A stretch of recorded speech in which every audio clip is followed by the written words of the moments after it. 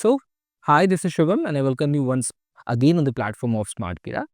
आज again news of the day series में आप सभी का बहुत-बहुत स्वागत है। आज हम बात करने वाले हैं 8th पे कमीशन के बारे में। जानेंगे 8th पे कमीशन कब इम्प्लीमेंट होने वाला है। रिसेंटली 8th पे कमीशन से रिलेटेड अनाउंसमेंट किया गया अश्विनी वैष्णव जी के द्वारा, जो कि यूनियन मिनिस्टर है हमारे, ठीक है। कैबिनेट कमेटी ने 8th पे कमीशन को मंजूरी दे दी है। तो इस 8th पे कमीशन के बारे में, या पे कमीशन कौन फॉर्म करता है, इसका हिस्ट्री क्या है, इन सभी तमाम बातों को डिस्कस करने वाले हैं। सो बढ़ते हैं न्यूज़ की तरफ। So what is the news? News is on 16th January 2025, Union Minister Ashwini Vaishnav made the announcement that 8th Pay Commission formation has been approved. तो 8th Pay Commission को, है ना, फॉर्म किया जाएगा और इसकी मंजूरी दे दी गई है, ठीक है। अब समझते हैं कि व्हाट इज अ पे कमीशन। तो पे कमीशन क्या होता है? पे कमीशन इज अ बॉडी। याद रखना, पे कमीशन जो है वो एक बॉडी होती है। पे कमीशन ये एक बॉडी होती है जिसे फॉर्म किया जाता है गवर्नमेंट ऑफ इंडिया के द्वारा। याद रखना, हर 10 साल में, हर 10 इयर्स में, यानी कि 10 सालों का इसका टेन्योर होता है। 10 सालों में से फॉर्म किया जाता है।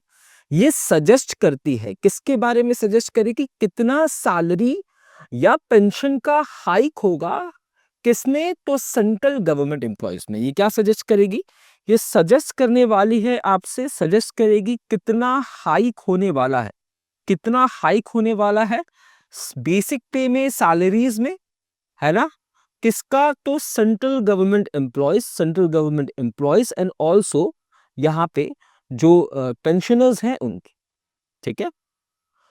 तो every 10 years the government constitutes the pay commission to review and recommend changes to the salary structure of its employees. Additionally, the commission review bonus, perk, allowances and other benefits provided to government employees. तो है ना, तो जितने भी government employees है उनके लिए, उनके सैलरी को हाइक करने के लिए, उनके बोनस को हाइक करने के लिए, ठीक है, यहाँ पे हर 10 साल में पे कमीशन को स्टैब्लिश किया जाता है। किसके द्वारा? तो गवर्नमेंट ऑफ इंडिया के द्वारा, ठीक है। बात करूं 8th पे कमीशन क्या है। सो the 8th pay commission is a forthcoming pay commission. इससे पहले 7 पे कमीशन ऑलरेडी आ चुके हैं, ठीक है। जो 7वां पे कमीशन का टेन्योर है उसके बारे में भी बात करेंगे। इसका टेन्योर जो है ये 1 जनवरी 2026 को खत्म होने वाला है। इसे अडॉप्ट किया गया था 2016 को। 10 साल पूरे हो गए। तो क्योंकि इसके 10 साल पूरे होने वाले हैं, तो इसी वजह से यहाँ पे कमीशन को स्टैब्लिश किया जाएगा, जो कि रिकमेंड करेगी, एंड इसके बाद 2026 से ही इसे इंप्लीमेंट कर दिया जाएगा।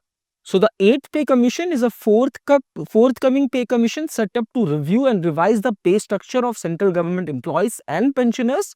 It is expected to address salary hike, allowances and fitment factors, ठीक है। तो यहाँ पे देखो, इन्फ्लेशन को भी देखा जाता है कि लगातार महंगाई तो बढ़ रही है ना। जिन चीजों के दाम आज से 10 साल पहले कुछ और होंगे, उन चीजों के दाम आज बढ़ गए होंगे इन्फ्लेशन की वजह से, महंगाई की वजह से। तो महंगाई को मद्देनजर रखते हुए यहाँ पे सैलरी में हाइक्स किया जाता है, अलाउंसेस में हाइक्स किया जाता है ना। एंड यहाँ पे फिटमेंट फैक्टर की बात होगी, जिसे हम आगे चल के समझेंगे, ठीक है। अब बात करते हैं details about the 8th pay commission. So the Indian government announced the setup of 8th Pay Commission. The commission will analyze various factors and submit a detailed report to the cabinet, which will then present into parliament. तो यहाँ पे commission को form किया गया। Commission अपनी report तैयार करेगी। Report तैयार करके भैया ये कैबिनेट को सबमिट करेगी, क्योंकि भैया कैबिनेट ने ही इस कमीशन को फॉर्म किया है। फिर कैबिनेट इस पर्टिकुलर पे कमीशन को पार्लियामेंट में प्रेजेंट करने वाली है, और उसके बाद इसे इंप्लीमेंट किया जाएगा 2026 को, ठीक है।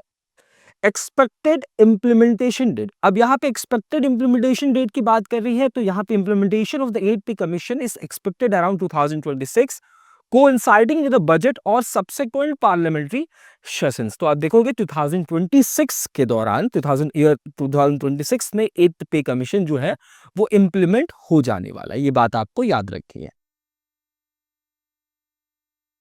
How much salary increase can be expected. अब 8th पे कमीशन आने वाला है। 7 जब जब 7th पे कमीशन आया था, 6th पे कमीशन आया था, तो यहाँ पे हमने देखा था कि जो बेसिक सैलरी है उसमें इंक्रीमेंट देखने को मिल रहा है, क्योंकि इन्फ्लेशन को कंसीडर किया जाता है।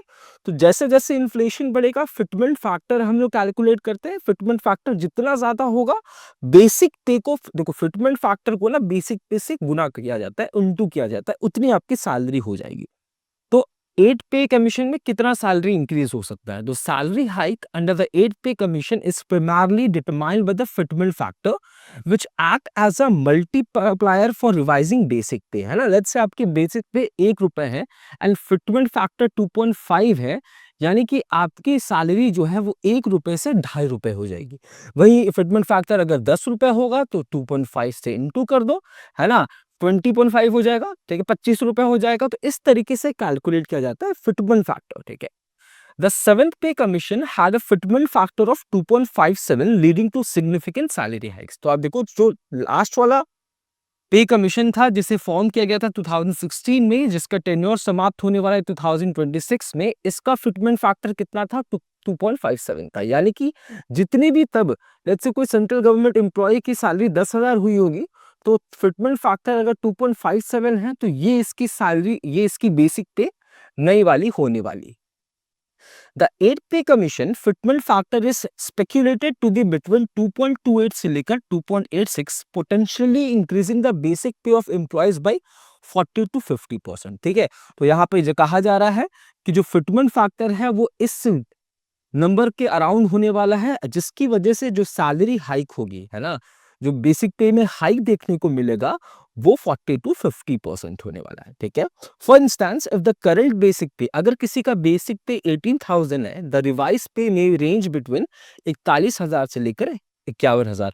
अगर फिटमेंट फैक्टर 2.8 रहता है तो इसकी बेसिक पे इतनी हो जाएगी, अगर फिटमेंट फैक्टर 2.86 होता है तो इसकी बेसिक पे इतनी हो जाएगी। इट इज एक्सपेक्टेड, ठीक है। अगला है की features of the 8 pay commission. तो 8 पे कमीशन के की फीचर्स क्या है भैया? तो 8 pay commission is expected to bring transformative changes to the salary structure of central government employees and pensioners. It aims to address inflationary trend, ensure parity with private sector wages, and enhance employee satisfaction.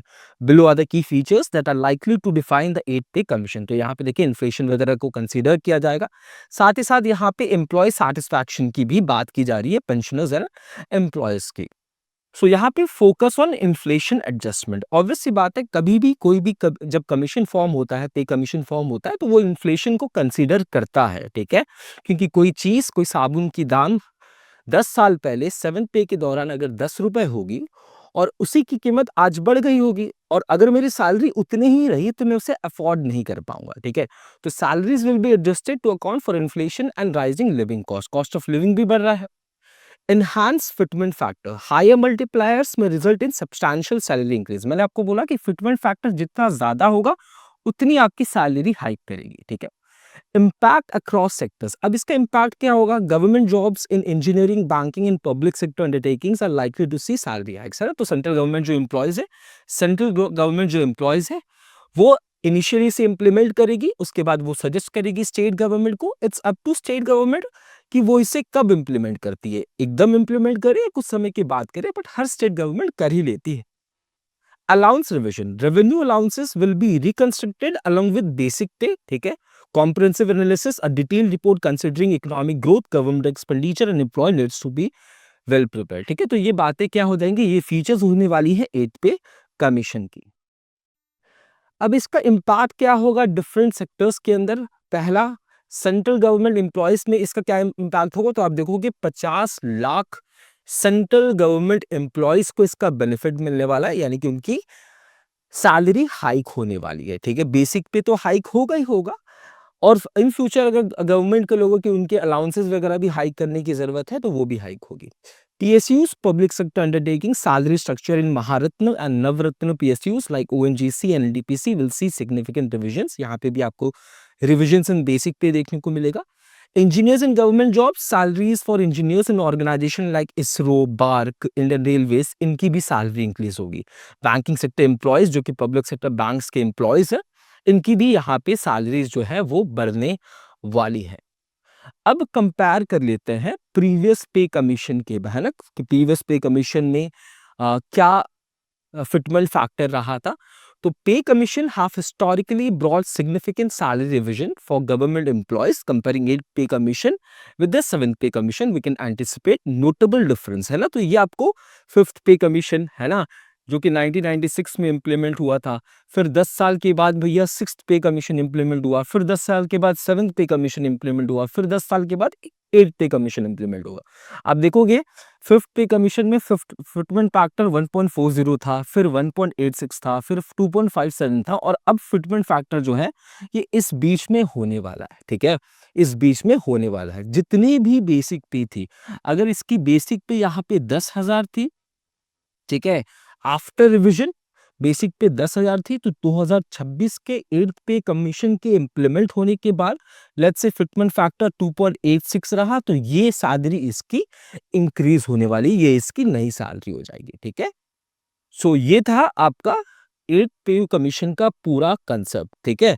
जो पहला लिख ले रहा, यहीं पे मैं पहले पे कमीशन की बात कर दूं, तो जो पहली पे कमीशन थी, है ना, ये तो 5th पे कमीशन है, तो हर 10 साल में फॉर्म हो रही है। जो पहली पे कमीशन थी, इसे फॉर्म किया गया था जनवरी 1946 को, ठीक है, जनवरी 1946 को, और ये इम्प्लीमेंट हुआ था 1947 को, इम्प्लीमेंट हुआ था 1947, ठीक है। अभी इसके मेंबर्स एंड ऑल डिसाइड नहीं किए, क्योंकि कमीशन है, अपनी रिकमेंडेशन देगी, तो अभी इसके मेंबर्स डिसाइड नहीं किएंगे। जैसे ही इसके मेंबर्स अपॉइंट किए जाएंगे, ये इन्फॉर्मेशन भी आपको प्रोवाइड कर दी जाएगी। आई होप ये सेशन आपको समझ में आया, 8th पे कमीशन का भी कंसेप्ट आपको समझ में आया होगा। डाउट्स एंड ऑल कुछ भी हो, वो आप क्लास के बाद कमेंट सेक्शन में जरूर शेयर करें। मिलते हैं अपने अगले वीडियो में, तब तक के लिए मैं शिवम सिंह अलविदा लेता हूँ। जय हिंद, जय भारत।